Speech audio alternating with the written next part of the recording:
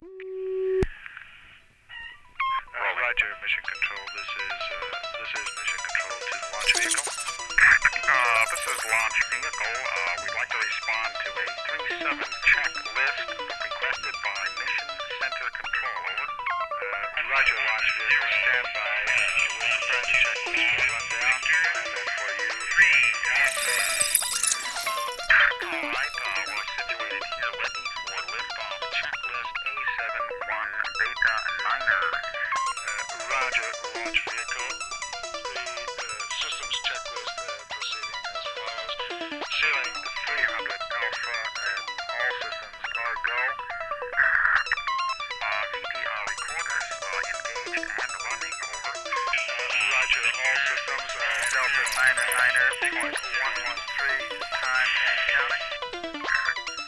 We request an Allison check on the 37 hydrogen unit. Command module ready.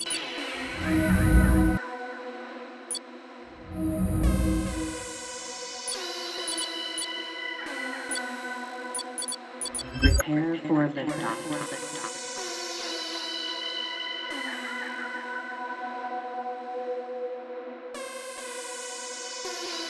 10, 9, 8, 7, 6, 5, 4, 3, 2, 1.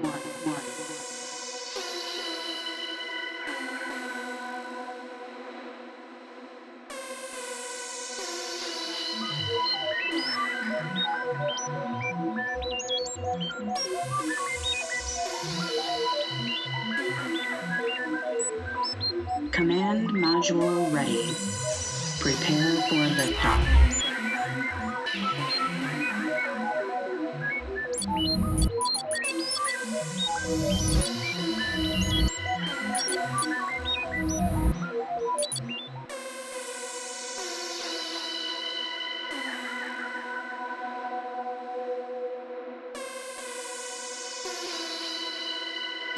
Five, 4, 3, 2, 1. Activate K1 agenda. Epilogue. Command module ready. Prepare for liftoff. Hey everybody, what's up? Welcome to the K1 Agenda, episode 152, March 31st, 2023. Today's episode is entitled DJ Maaco Interview. But before we get to DJ Maaco's interview, I just want to tell you what's coming up on the latest news. Tomorrow, April 1st, tomorrow, Saturday night, Marble Bar. Come see me. My set will be 12 a.m. till 3 in the morning. This is an awesome, amazing party that's going to be happening at the Marble Bar. All the DJs on it are amazing DJs. I'm so proud to be a part of this. Come check me out tomorrow. That's on April 1st at the Marble Bar. I'll be doing a Techno and Electro set, so come check that out. Also, April 22nd, which will be on a Saturday as well, at the Spkrbox, we're taking over. It's the Puzzlebox Night called Fragmented with special DJ guests, DJ B Bonds, that's DJ Brian Bonds from Strand. And that will happen from 10 p.m. to 2 a.m. Once again, that's Saturday, April 22nd. But tomorrow, you can come see me at the Marble Bar. It's a 20-hour party, man. It's going to be lit, so come check it out. Also, remember, I told you last week I was recording on last Friday. I did it. I recorded a mix for Deep Space Radio Takeover, and it was live here at Optic Studios. It was recorded last Friday. We'll be getting more information to you on that. That's a live DJ set with Electro and Techno. And we'll be getting more information to you from Deep Space Radio. They'll tell you when it's going to be aired and everything. We also videotaped, and we had a lot of people over here, man. Had a fun time and everything. Also, on the studio edits on that Fuzion EP. I'm finished. I'm just waiting on, once again, one more person's remix to do it. Also, Augmentations, one more track to do on Augmentations, which is a new Optic Nerve EP. And also, finishing up some last-minute detailed edits on the K1 Electro EP, which is called My Name is DJ K1. So please get ready and see that. It's going to be a lot more coming out in 2023, and I'm still doing it. with K1, my electro stuff, and Optic Nerve. And once again, if you're interested in booking me, I'll have some more dates coming for a tour in Europe coming in the summer. If you're interested in booking me, look down below. You can book me with the Groom Lake Agency out of Amsterdam. They can sort you out a date, flight share, whatever you need for all bookings for my DJ sets. So once again, look below. You'll see Groom Lake Agents, and they can hook you up with a date or get you set up on some booking dates. I will be doing some dates in the States as well. Also, brand new music, if you didn't know, PBX-36, which is my Optic Nerve Fragments EP, released now on white label color vinyl with a full color jacket for Optic Nerves. Pick this up if you don't have it already. It's a collector's item. Please pick it up. That's the Optic Nerve Fragments EP. Also, PBX-35 EP. That's K1 and DJ Maaco out right now. Pick it up. It's available on digital download, every platform, all formats, everywhere. Also available on vinyl. On that note right now, I tell you, get ready for this. Detroit in Effect, what can I say? AKA DIE, Cybonics, AKA The Man You'll Never See. DJ Maaco and P-Dog, a producer in the hip-hop DJ, dropping some Detroit-style tracks, one of the best electro techno live acts and DJs out there today. They put out stuff on their own label as Detroit in Effect and later hooked up with Surge of Clone Records. DJ Maaco has since then played numerous times in Europe and the UK, dropping raw, insistent electro and Detroit-based music that moves bodies.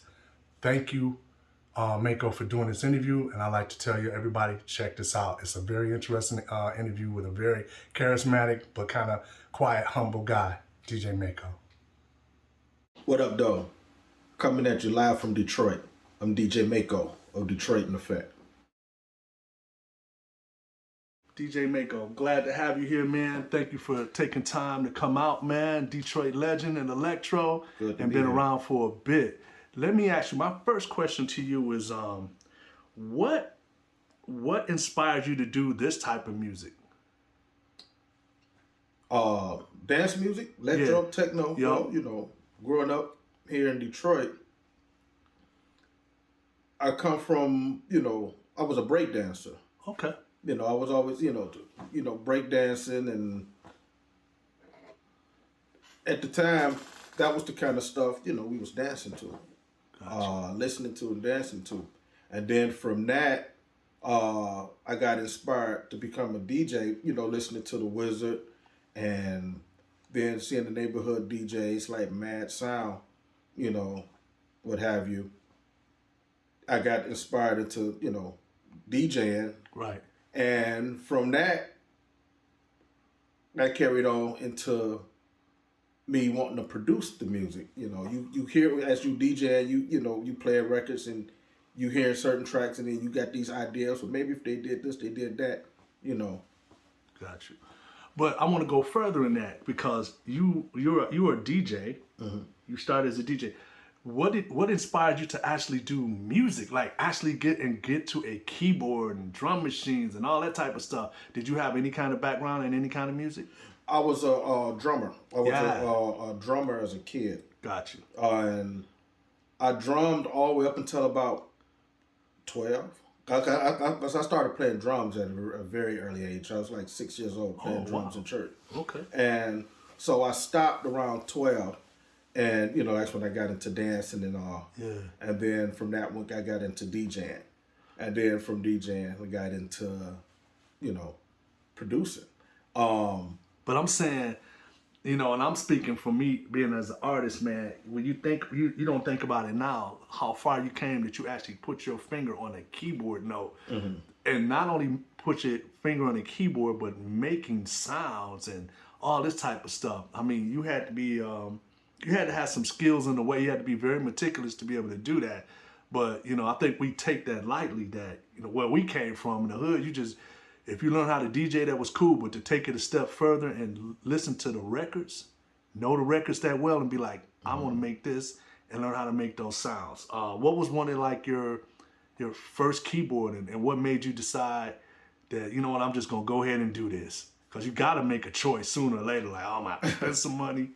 The first keyboard was a Yamaha PS480. It was a little toy keyboard. Gotcha. I got it from Sears. Yeah. Back Sears carried the toy keyboards and all that. But that was my first keyboard. And with that keyboard, I learned how to program sounds, experiment with sounds. Right. Because you could actually program it. Like it was like a beginner synthesizer. Yup. And so from that, I ended up getting a drum machine, and things just build up, and before you know it, boom, here I am. But I guess what really did it is I was with the rap group back in '90. Okay. And I was the DJ in the rap group, so my job was to do cuts on the records, do tricks and all that stuff at shows. Well, our very first studio session, we was with this record label, and they set up a studio session for us, and they had a producer for us. The producer that we had his name is Tink Thomas. I'm sure he probably won't remember me. He might remember the group. Right. He might remember the song. The song was called Young, Gifted, and Black. He might remember that. But, so he was our producer. Got you. So the very first studio session, we had him and the owner of the record label had this disagreement. Okay. And so he left. Mm-hmm. So here we are in this studio, and we got this 10-hour block, and we don't have a music producer. So we thought we were going to cancel the session. No engineer. Well, the engineer was there, but back then engineers, they didn't, they set stuff up for you. They ran the studio, right. But they had to pay extra for that. Right. And so we figured, we'll just cancel the session, and when we get a music producer, we'll, get back on it. But the owner of the label was like, well, no, ain't you a DJ? Figure it out. And he left. And so, here we are. You got these three young guys. I was the oldest. I was like 18 at the time. And we're in the studio trying to learn how to record music. Damn. And I tell you, with my first beat, it took me all of those 10 hours to do a beat. I bet. Yeah. But as time went on, this went on for like a year. And every weekend, Thursday, Friday, Saturday, and Sunday, we were in the studio from 12 midnight to 10 in the morning. Damn. From this time, we moved from this guy Dave's studio. We moved from there to the disc, Recording Institute of Arts. So we were in there 12 midnight to 10 in the morning.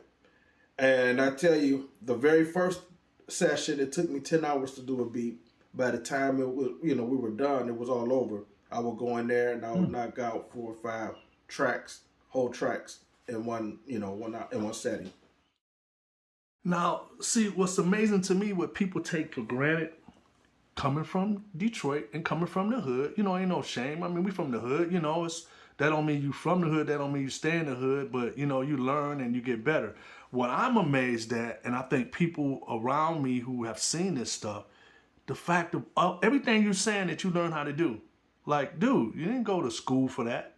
You just sat down, learned it, and read. You know what I mean? Yeah. So that had to take an incredible drive to do that. And, I mean, I applaud you on that. And it's like, we just different.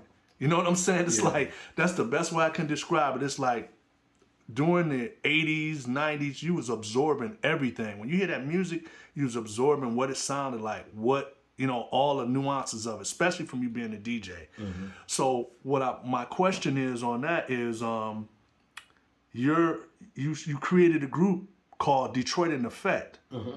So when you guys created the group, did you say you wanted to make a record, or did you set out to just say, oh, we're just gonna do stuff and just make some stuff to sit at home and listen to our own music, tapes?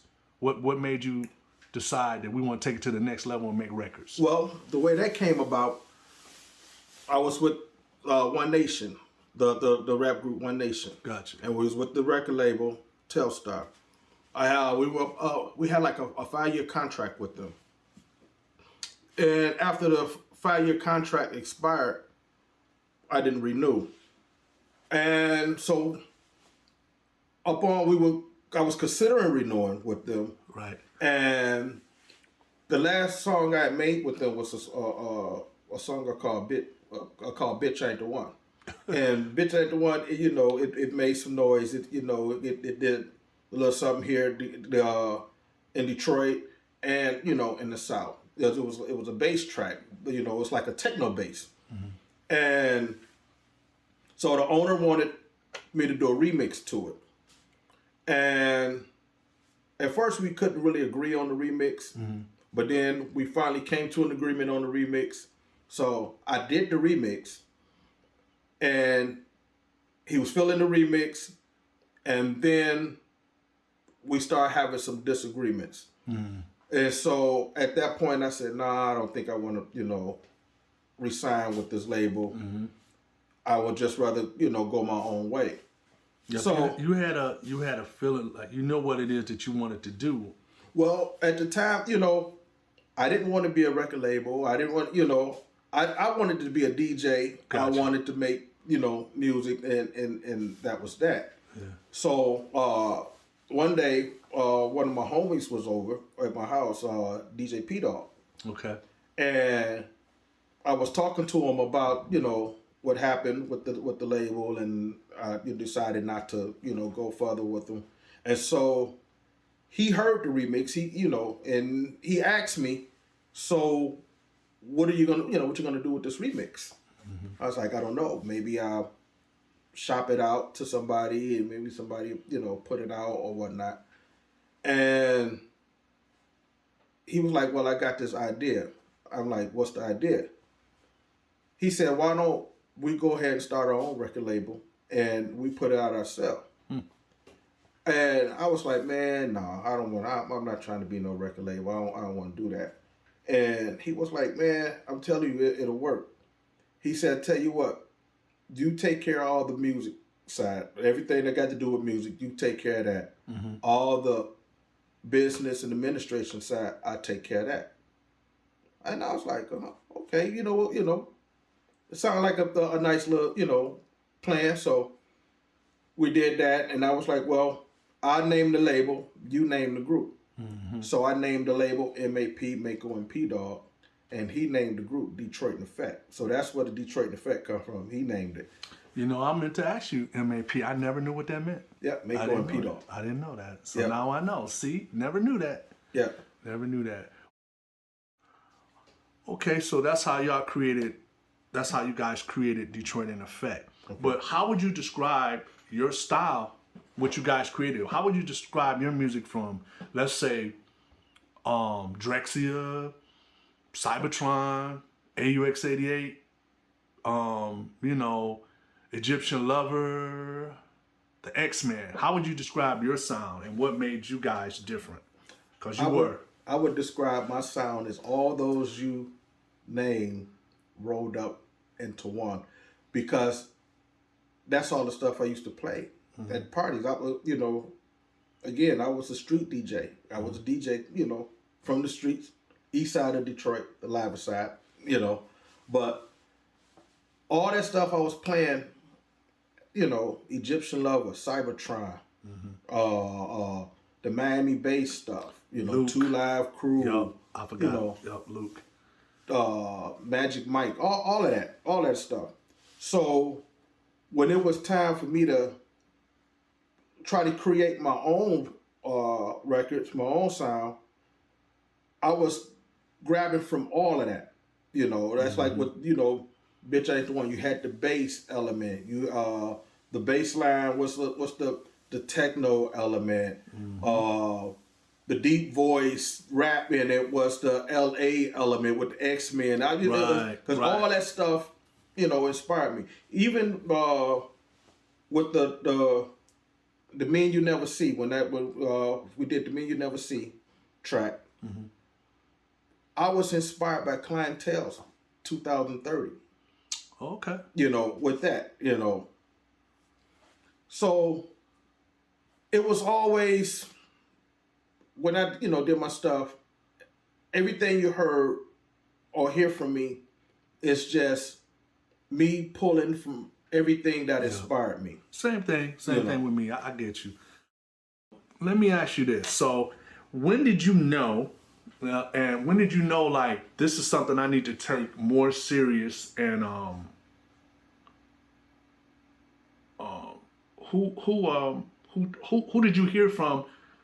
Let me put it this way. Who did you hear from in your life that made you think like, well, damn, I really can't do this? Because sometimes you have to hear it from somebody that you really know they know what they're talking about, or you feel their opinion matters. Can you remember that person? Well, when we finally made that jump over the pond, and the thing about it is, and this is something I would tell people too, like especially like the up and coming producers or whatever it is that you do. Mm-hmm. You know, when we started this, you know, we would try to reach out to everybody, but nobody wanted to help us. You know, mm-hmm. and it was all good. You know, don't nobody owe you anything. Don't nobody have to do anything for you. But that didn't deter us. That didn't stop us. We kept at it, and we just kept doing our thing. Mm-hmm. And eventually, somehow, one of our records made it to Europe, and someone from Europe called me one day, and was asking about my records and asking about being a distributor and all of that, and at that point in time, I was like, wow. So if it made it to Europe with no help, and it made it all the way to Europe, and this distributor over there, they want to carry it, not knowing at the time that this distributor was like one of the biggest distributors over in Europe, mm-hmm. and that was Surge, Clone Records, and so Clone started doing distribution for us, and probably like a year or so later, he called back and said, "Hey, can you guys come over and play live?" Now, that had to be a life changing. Because we from the hood, we ain't never been nowhere. Right now, I'm a DJ. I've always DJed, but as far as actually playing it live, I've never done that. But I wasn't gonna tell him that. I'm like, well, yeah, we gonna figure this out. Yeah, we can do it. Yep. And man, when we went over to Europe, it was like life changing. Mm-hmm. It was like, here it is, something I'm doing in my basement. And I did it whether I got paid for it or not. I did it because I love doing it. Mm-hmm. But actually just doing something you love to do, and then you go all the way on the other side of the world and you see people that appreciating the things, see people that's appreciating your art. Right. I mean, that was a big deal. Okay. That was life-changing right there. Okay, you mentioned Surge. Surge is from Clone Records, and where's Surge located? In the Netherlands. Yep. In Rotterdam. And Surge is Surge is instrumental in everybody's career. All styles of music. Surge. I know Surge way back. We DJed together when I first went over a couple of times and stuff, and I know Surge, and I know you have a better relationship with him, but I must say, man, that for him to do that, man, that's what I was talking about in the previous question. Somebody believed in you and struck out and made that happen for you. Yeah. So what has that been like now with Surge? I mean, you guys continue to have a relationship. I know a track that's very near and dear to you is the Man You Never See. I think you guys had a video, and a track on My Dutch Friends. I thought that was pretty cool how you guys did that. So what kind of relationship do you guys have? What is that? Man, Surge is family.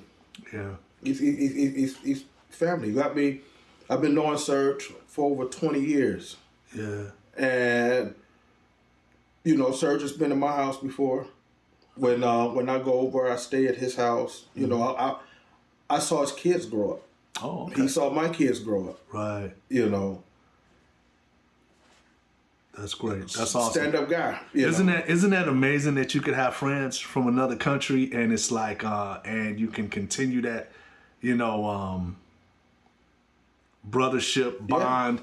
And root for each other. That's a great feeling. Yeah. We want to send shouts out to Serge at Clone and all the people who help at Clone, because they have been monumental in helping out the whole Detroit techno scene for years, moving a lot of records with just getting your stuff in stores all over the world. So we send shouts out to Serge. Some of the things that you're doing now that you can tell us now. What's going on with DJ Maaco now? Still moving around. Trying to be the bridge. I'm trying to bridge that gap. I'll try to take the sounds of Detroit, the streets of Detroit. I try to share it with the world. I try to share the whole culture with the world. Everything from our music to our dance, the jit, all the way to Funketeering, dance Funketeering. If it's Detroit, I'm about it. My question to you now is that you speak on the culture. Explain to us, what do you mean by the culture, and what is the culture of the style of music that we do? This we've always called it techno, but the world called it electro. What do you mean when you say the culture? What do you mean by the culture, and what is the culture?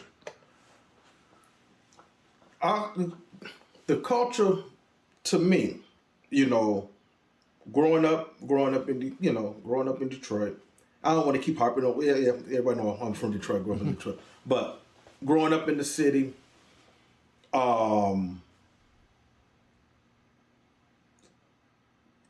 we were all about music. I mean, it's a whole system, a whole thing. I mean, from Mojo to Jeff Mills to the cabarets, radio stations, the radio stations, and all. Everything played a part in that culture, and what helped mold me and a lot of other people to the way that we are. Whether you are a dancer, a musician, or a singer, or whatever, or a regular person just going to party. Yeah. I got you. Yeah, there truly is a culture, because the culture when we were coming up, and it's still like this. When you go out and party, I don't care where you go. You be at a cabaret, be at a wedding. When people want to dance, what they gonna dance to? Detroit. Exactly. They gonna dance to that fast stuff. They don't even know. Half the time they don't even know what it's called. Just like, dude, put that music on. As a matter of fact, this is our culture. The cabarets. Yeah. What no party like a straight up Detroit cabaret party. Yeah. You have to be from Detroit to really understand what a cabaret is. Yeah. Cabaret, you get the techno, and we call all dance music techno. Yeah. There wasn't no electro, house, techno bass, house, none of that. Yeah. It was, if it was dance, it was techno. It was techno. Yeah. So you got your techno, you got your R&B, you got your slow music, and a lot of things you could people that's not from Detroit don't understand is when the DJs DJ those parties, those cabarets, you had the MC, you had the mic check. People came to the parties, they wanted to hear the DJ talking because they wanted to know that they had a live DJ. Yeah, hyping up the crowd. Right. And that alludes me to, the next question. I mean, you're out on tour a lot, DJing, and I love it. You bring that Detroit atmosphere to the events you play, as well as Stingray. I mean, some really eclectic songs are played in Europe. Like, you hear the Egyptian Lover, you hear Professor X, you might hear some Boot to Booty, some old Miami bass stuff, Fixin' in the Mix. You hear some stuff. So what is it like when you bring the Detroit party or the Detroit party train to the world? What is it like doing that? It's the Detroit party train is a snapshot of what Detroit looked like to me when I first started DJing on up until now. From the very beginning, my first party I DJ'd was in 87, 88. We mic checking, we talking on the mic, and these at the house parties. From the house parties to the yard parties to the cabarets to the clubs. So I try to give all of that when I'm out DJing. I try to show all of that. I want you to see the whole thing. If I could bring the dancers with me, I do that too. You know, and one day I will. You know, one day at least bring 2 or 3 of them, just to show you the whole culture on how Detroit get down. And besides, like, you think about it, you're in a whole nother country. I'll give you an example. What would you throw a country? We'll say Croatia. I know you played the Dimensions Festival. Imagine being a kid coming from Detroit, East Side, doing parties in the house in the basement with a blue light, red lights, strobe lights going or whatever, to coming over playing a big festival. And these people know the music, and it's all about the sound of it and what you're giving them. And you're giving them that Detroit style party. Just speak on that, man. Like, just being there. I'm talking about you got thousands of people in front of you. What's going through your mind? Are you nervous? What's going through your mind at the moment when you're DJing? Because I know you do a lot of beat juggling, a lot of tricks, all kind of stuff. What are you thinking then? It's a lot. Sometimes I'm nervous. I still have that same feeling from when from DJing the house parties. It's the same feeling, But music is the universal language. Any and everybody, no matter where you at, can relate to it. This is just speaking as an artist. Now, I know that we've talked about this before. I've talked to other artists about this. Let's just give a scenario. You fly over. Let's say it's an 8-hour flight. You get over there, someone picks you up. They pick you up. They take you to your hotel. You're chilling, and they have a time for you to go to dinner, and then they have a time for you to come do maybe sound check, or tell you what time your set is and when you're playing. What are you thinking just before? When you arrive at the venue, they bring you back to the venue, and then you are about to DJ. What is going through your mind just before you're finna play right after that DJ is playing? And you being from Detroit, we talked about this. We got to rip it. There you go. We got I to want to rip hear it. that. Tell us. I'm not a warm-up DJ. The very first time I heard the term warm-up, I was like, what the heck is a warm-up DJ?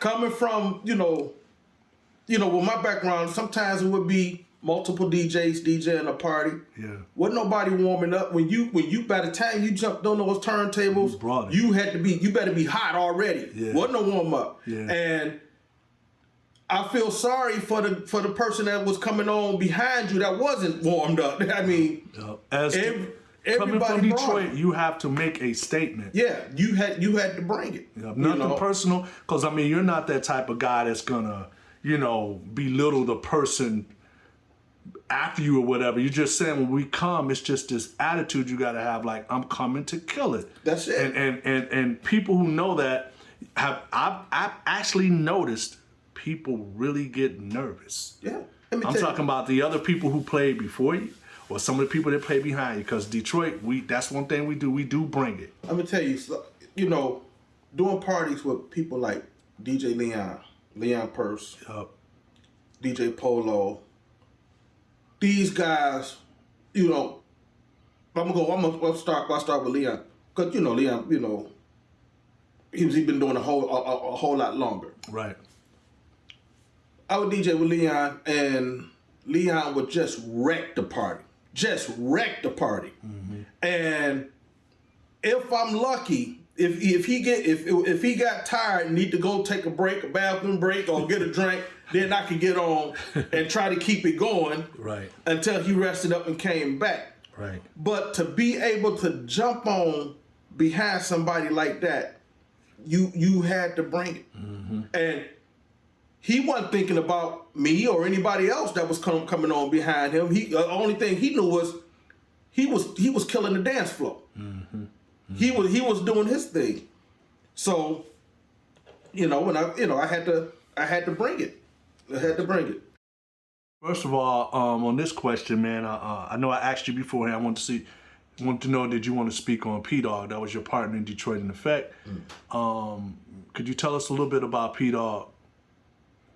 What kind of person was he, and just why we're talking about him?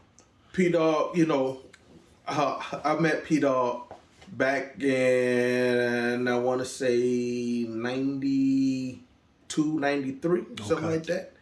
And I met P-Dog at this club. I was DJing at this after hour, Big Man, Three's a Crowd on Mac back in the day. And at the time, I guess, P-Dog, he was DJing there before me. But somebody came and, they hired me. So I went up and I'm DJing.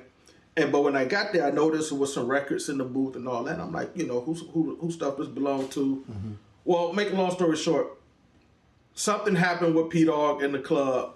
P-Dog wasn't working there no more. I was the new, DJ there. Mm-hmm. P-Dog comes up to get his records. This big guy, he was a big guy, and he was mad, and he had this mean mug on his face. And I'm like, dang, what's up with dude? And he like, man, P-Dog didn't cuss, but he would use he would say stuff like, man, F this club, they can kiss my A and all that, All right.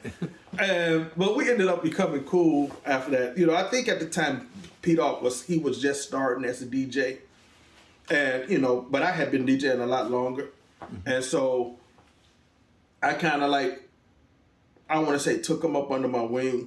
But, I started, trying to help him, with his, DJing, style and all that. Okay. But O was more of a turntablist. He was more into stuff like Latin,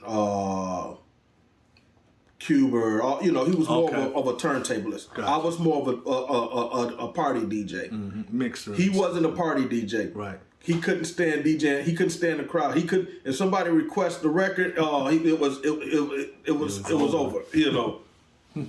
But I will tell you something a lot of people don't know about P-Dog.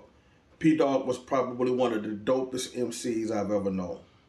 Yes. I mean, if I needed or wanted something, a rap for something, whatever, he'd break out the pen.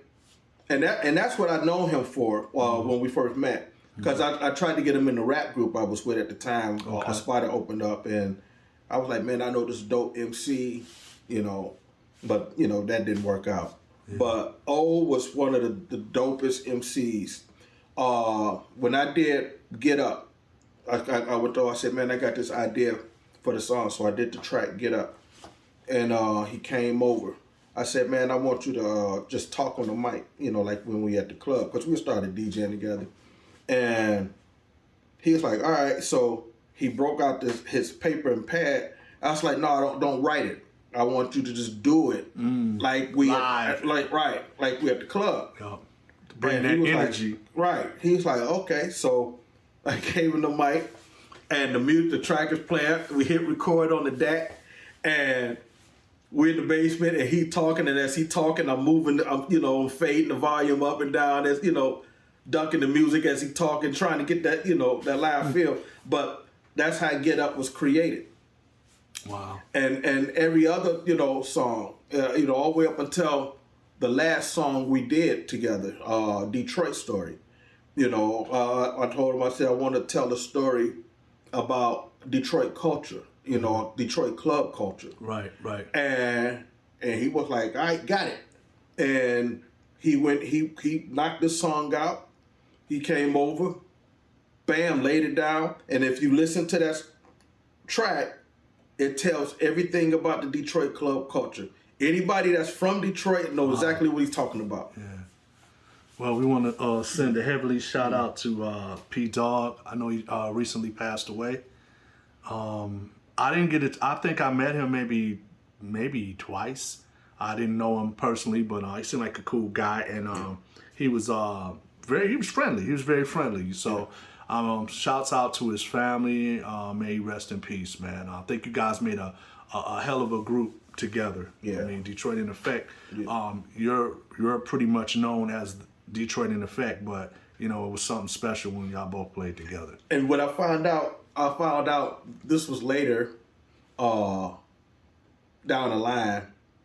He was Detroit in Effect before he met me.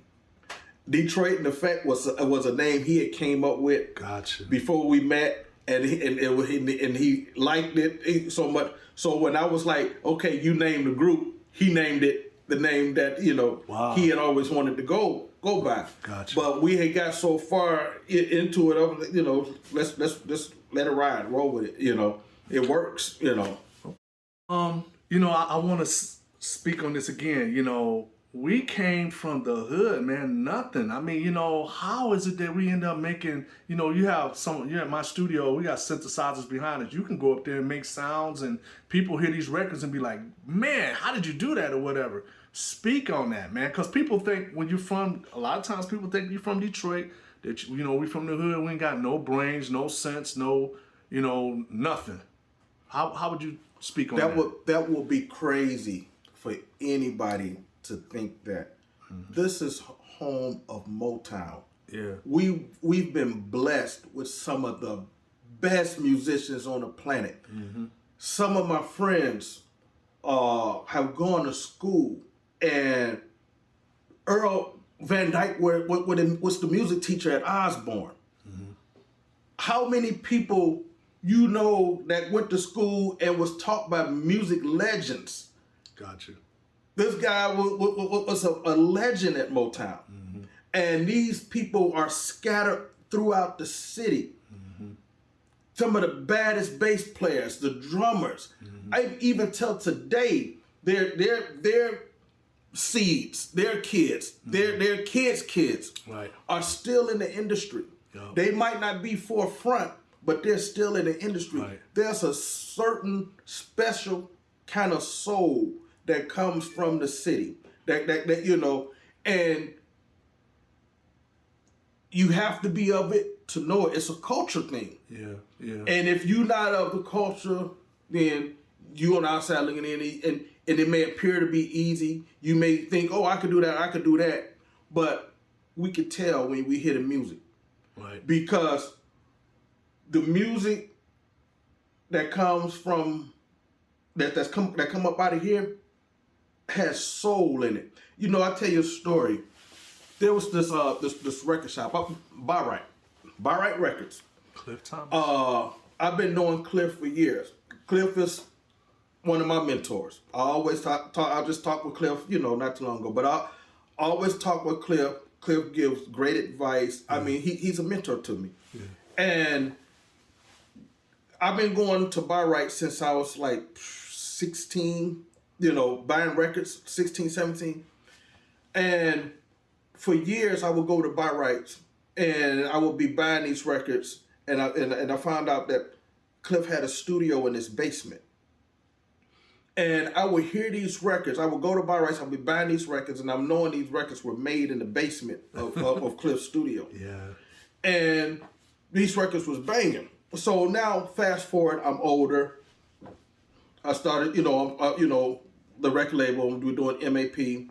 And so I'm taking some records over to Cliff, and Cliff, like, man, all this time, he's like, brother, I didn't know you made music all this time. I'm like, yeah, And he was like, man, we need to, collab on something. I'm like, for sure, And so I ended up collabing with Cliff with Cybonics. So that's where the whole Cybonics thing come from. Okay. And so I asked him about this studio. Is it a myth? Or, do you really have a studio in the basement? He's like, yeah, I got to get it, Wow. And so the day came, he invited me down into the studio. And man, I mean, all I could think about was all the music through the years I heard coming up out this basement. And so I'm going into this basement, and we walk through the back of the shop. We go down some stairs, and all in my mind, I'm like, man, I'm walking into the Starship. I'm walking, this sucker gonna it's gonna be laid out. We gets in that basement, and I thought I was on an episode of Punk, because Cliff had a EPS rack mount and a U20 Rumpler, a Roland U20 Rumpler keyboard. That was the studio. I could not believe it. And I'm like, nah, this can't be real. And then he had, because the EPS 16 plus took floppy disk. So he started loading these floppy disks in the sampler, and every time he loaded one in, it loaded up. He hit play, boom, blew my mind. Hit play, boom, boom, blew my mind. And I sat there in that studio that night, and I said to myself, it's not about what you got. It comes from within. Yeah, man. The soul is within. Yeah. So point. I met people with amazing studios, and the stuff come out sonically sound great, but there's no soul. It's missing something. It's missing something. Yeah. That's the difference between Detroit and the rest of the world. Oh man. Okay, so what's going on with DJ Maaco right now? Like new music? What's going on? I know you're touring like crazy, doing DJ sets and stuff. So what's coming out? What's on the horizon? Actually, 3 new EPs. One is out already. That's the Let's Rock All Night EP. Doing really well. We're on a second run of it already. Okay. Transparency might be out during the time this interview dropped. Transparency should be out, and then we got Detroit Story right behind it. So a lot of new music coming out. More touring. The spring tour is setting up, looking good. So I'm sure I'll see you. I applaud you because you are putting out, not only are you touring, but you're putting out music as well. I mean, you're keeping things going. A lot of artists are not. I'm just amazed at how, the scene is, I won't say scene is dying, but in Detroit, it's not many people putting out, the style of music that we do. And I applaud you on that. And on that note, I just want to say, hey man, thank you so much for showing up, coming over to do the interview. You've been more than just a friend, man. I call you when I want advice. We talk. It's cool. It's a brotherhood. I got much love for you, much respect for you, and you are a legend. When I don't give that name to everybody, you're a legend. You're a legend on all the music that you've done. Your style of music is not easily created, and it can't be duplicated. People try. I heard some stuff. I was playing some stuff for you earlier. I'm like, check this person out. They sound like you, but it's go back to that thing. It's like, nope, it ain't got that. It ain't got the same thing. So I thank you. Love you, brother. Love what you're doing. And, we just did a EP on my label, Unidentifiable EPs. That was really special for me because I got a chance to work with some of my heroes, and you're one of them. So thank you once again for doing this interview. Well, thank you, bro. I mean,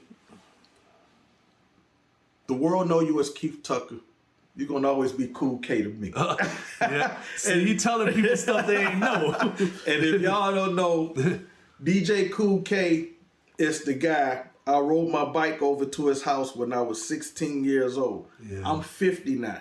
So that goes to show you how much time has been in between. Yes. But I rode my bike over to his house because I heard this record on the radio Billy T played. Yeah. And Keith knew everything when it came to techno. He was up on it, and especially Model 500, because I thought it was a Model 500 record. Right. So I rode my bike, me and a little homie of mine, we ride our bike over to Keith's house, and Keith invited us in, and I'm asking him about this record, and so Keith pulling out all these Model 500 records, and I'm like, that's not it. And Keith was like, well, I don't know what it could be. This the latest one Model 500 had, and I think that was the Chase at the time. Mm-hmm. And on the other side of his basement, there was some keyboards and drum machines.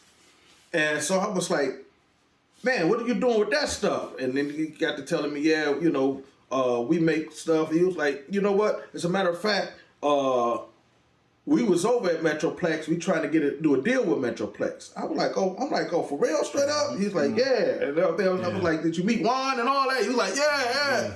And so he was like, I got some stuff. You want to hear it? And I'm like, yeah.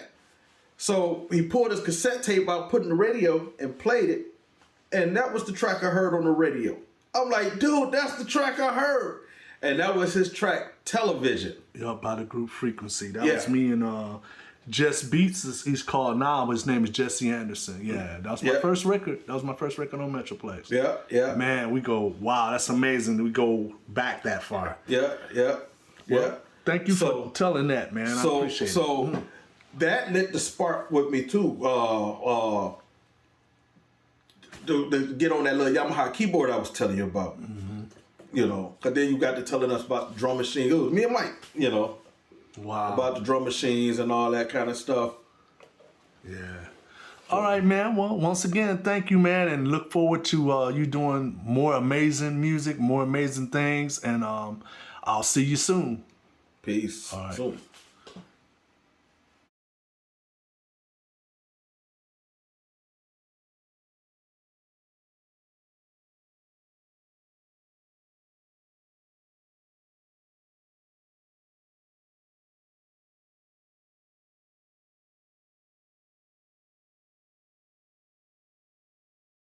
Shout outs, as always, every week I like to take a look at this picture. This is my brother. His name is Mark Antonio Tucker.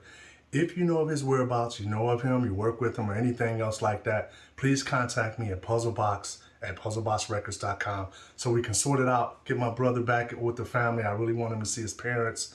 It's been far too long. If you're out there watching, if somebody can give me this video, love you, bro. Contact me so we can find you, man, and get you back with the family. On that note, I want to say another special shout out today to Shawscape. That's Jay Shaw. Sending a special shout. I haven't talked to him in a while, but I saw that he's doing it. I'm gonna give him congratulations. He did another commercial for Snipes apparel. He's doing they're featuring his music in it. I just wanted to say, what's up, Jay Shaw, man? Congratulations on that, man, and keep doing what you do, man. I told you, man, you just do all the things you want to do and you'll make it happen.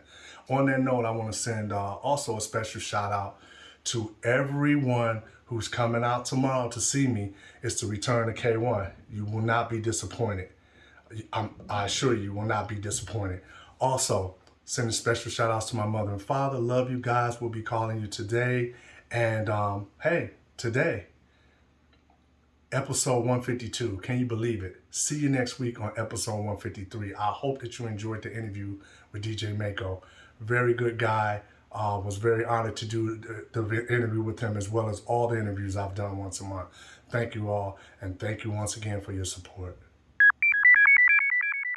And I just wanted to say, everyone, please hit that subscribe button for YouTube, and please subscribe to my page. I really have enjoyed all the support I've been getting, but hey, like this and subscribe to this page. Keith Tucker K1. Hit the subscribe button. Thank you.